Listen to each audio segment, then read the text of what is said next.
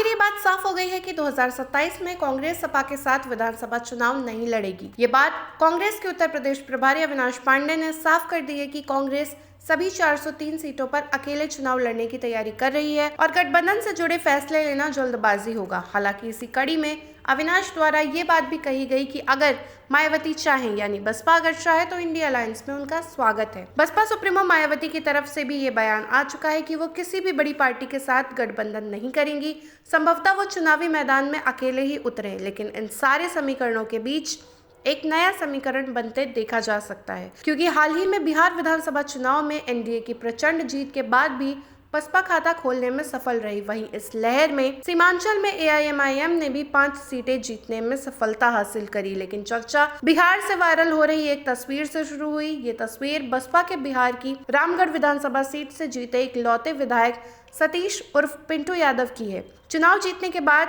Pintu Yadav media से बात कर रहे थे, तभी उनके पीछे 2 तस्वीरें लगी, पहली बसपा की और दूसरी एआईएमआईएम की। इस तस्वीर ने चर्चा तेज कर दी कि क्या यूपी में बीएसपी और एआईएमआईएम साथ मिलकर चुनाव लड़ने की तैयारी में है? क्या एमडी फैक्टर यानी मुस्लिम दलित फैक्टर को एक साथ लाना चाहती है बसपा? बसपा का पूरा फोकस यूपी से सटे कैमूर और रोहतास जिलों पर था। दोनों जिलों में बसपा ने 7 सीटों पर कड़ी टक्कर दी। बसपा का वोट प्रतिशत 2020 की तुलना में 1.2 से बढ़कर 1.62 तक पहुंचा। वही एआईएमआईएम ने बिहार में 25 सीटों पर चुनाव लड़ा, जिसमें वो 5 सीटों पर जीतने में सफल रही। एआईएमआईएम का वोट शेयर 2020 की तुलना में 1.25 से बढ़कर 1.85 हो गया। यूपी विधानसभा चुनाव बसपा के अस्तित्व के लिए बेहद जरूरी है, क्योंकि बीते चुनावों में बसपा का यूपी में सबसे बुरा प्रदर्शन रहा। लेकिन मायावती ने पिछले कुछ महीनों से अपनी सक्रियता बढ़ाते हुए यूपी चुनाव को लेकर रणनीतियां बनाना शुरू कर दिया है। बीएसपी और एआईएमआईएम 2020 में बिहार में गठबंधन से चुनाव लड़ चुके हैं। इस बार के चुनाव में भी ओवैसी ने सार्वजनिक अपील की थी कि जहां एआईएमआईएम के प्रत्याशी नहीं लड़ रहे हैं, वहां उनके समर्थक बसपा प्रत्याशी के पक्ष में वोट करें। इस बीच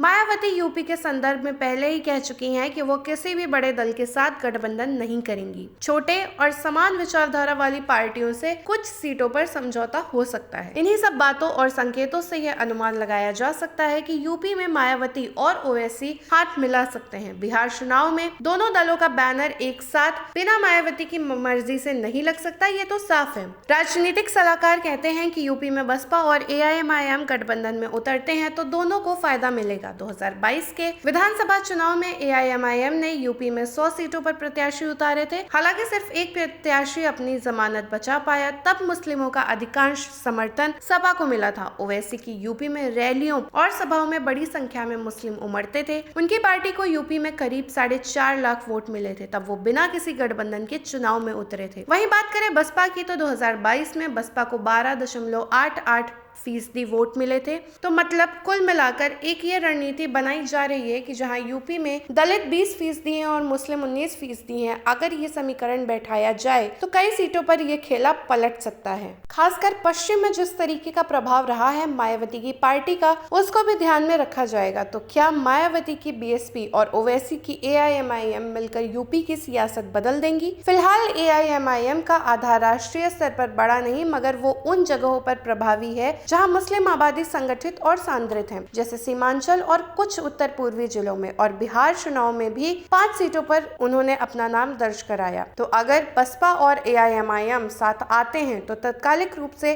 समाजवादी पार्टी को ज्यादा जोखिम है, क्योंकि सपा का एक बड़ा हिस्सा मुस्लिम वोट पर निर्भर है। एआईएमआईएम की एंट्री से ये वोट बढ़ सकता है। दूसरी तरफ बीजेपी के लिए असर क्षेत्रीय होगा। कुछ मुस्लिम संवेदनशील सीटों पर बीजेपी को फायदा मिल सकता है अगर विपक्ष विभाजित हो जाए तो। नतीजतन अगर बीएसपी और एआईएमआईएम सही सीट निर्धारण और साथ मिलकर बूथ लेवल संगठन बना लेते हैं तो वो सपा और कांग्रेस के लिए चिंताजनक साबित हो सकते हैं और विपक्ष के विभाजन से बीजेपी को भी लोकल लाभ मिल सकता है। पर ये सब शानदार थ्योरी नहीं, बल्कि जमीनी गणित, स्थानीय तथ्य और उम्मीदवारों की स्वीकार्यता पर टिका हुआ है। आप क्या सोचते हैं? क्या मायावती और ओवैसी मिलकर यूपी की राजनीति में नया समीकरण बना पाएंगे? अपनी राय हमसे जरूर साझा करें।